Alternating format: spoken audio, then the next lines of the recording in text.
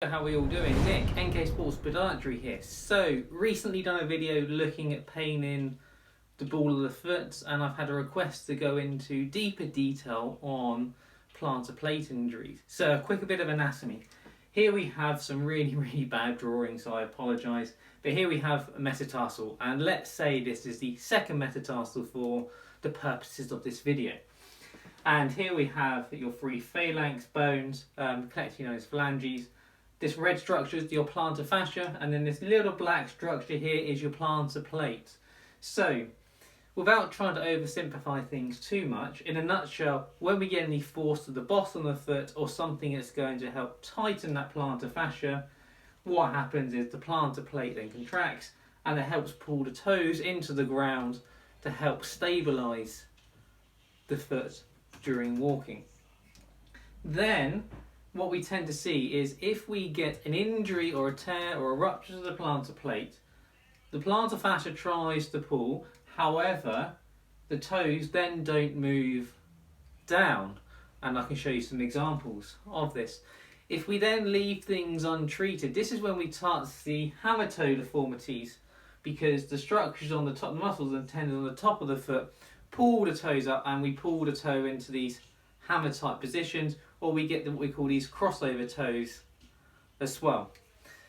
So a plantar plate injury will tend to present like people come in and they'll say, I feel like I've got a pebble or a stone underneath my foot. It aches a lot when I walk, especially barefoot or in high heels or flip-flops or something along those lines.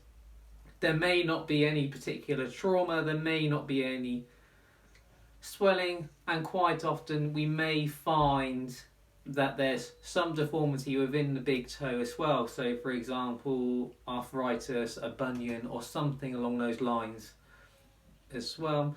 And the traumatic ones tend to be the patients that come in that say, I've jumped down from a height and I landed on my toe funny. So what can we do in clinic to try and help you? A few things. One, footwear advice. All my patients, you know I'm a stickler when it comes to footwear. So if we get a shoe like this that is quite open, nothing to help hold the foot in, and extremely flexible in the front of the foot, they're not really going to help for this problem. And now I'm not saying going to trainers, but we need to get something when we go to bend it, we're not getting any much bending in the front, so it's nice and stiff and more supportive underneath the ball of the foot for you. And then you've got something on the top to help secure the foot so you're not clawing your toes. Then what else can we do? Taping. Personally, K-tape, the flexible stuff, isn't very good for this. What we need is a tape that's about 1 centimetre wide, nice and rigid, and then what we do, we tape over the top of the toe and then down the other side so it looks like the breast cancer ribbon sign. And we want to try and change this every day, and also monitor yourself for any irritations around the skin in case there's any allergies for the tape. And we want to try and keep this taped constantly for about 6 weeks. And the same with the footwear, that we may say to you, do you know what, let's just keep you in your walking shoes for 6 weeks to try and get this pain to settle. Other things. Ortho. So here's one I prepared earlier. I should have been a Blue Peter presenter in my past life. So what we have here is I've quickly just applied what we call a metatarsal dome.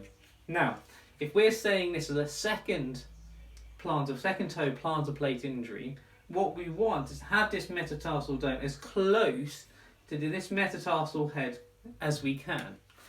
Then what we can also apply is some more padding on the bottom so it has a cutout. So the idea is that we get the toe itself to drop down into this gap. It drops down and we take the load off the plantar plate. Now personally, I think sticking things on the bottom is better than sticking on the top, just because I think you reduce any risk of any irritation or aggravation. Now the key thing is getting this in the correct place, and it can be a bit of trial or error, so it may take a few times adjustments just to make sure it's in the right place for you. And then other things, exercises. So you can put some items on the floor. Exercise bands are great, and then just work on trying to pick them up with your toes. You can also have the band around your toes, and you're trying to just push the band down with your toes to help strengthen the muscles up underneath the foot, and obviously your podiatrist can run through this with you. Now, personally, on this problem, if I'm giving any modification to any orthoses or taping or exercise, I like to see patients back the week after, just to make sure we're not aggravating things or making things worse, and then we can progress forward.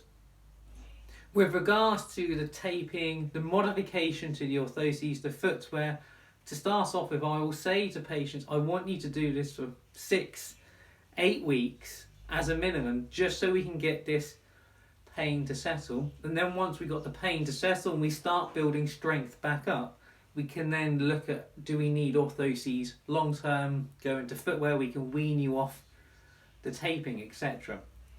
Now, obviously, if you have a plantar plate injury that has ruptured or become so elongated it's not doing much anymore, and then we get these hammer toe deformities, and they become what we call fixed.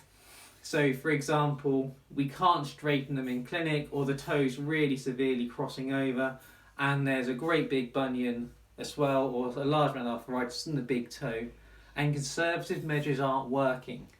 Then we'll look at referring you on to our surgical colleagues, so they can help offer an opinion, because in some cases we just need surgery just to try and get things to settle. However, it is always worthwhile trying conservative measures first, because even if there is a hammer toe deformity, we may not be able to correct the deformity. However, if we can make life manageable for you, and you can have different tools in your armoury to try and help manage your symptoms, and you can still do all the activities you want, you may then decide, actually, I don't want to go down surgery. But obviously, we can discuss this all with you.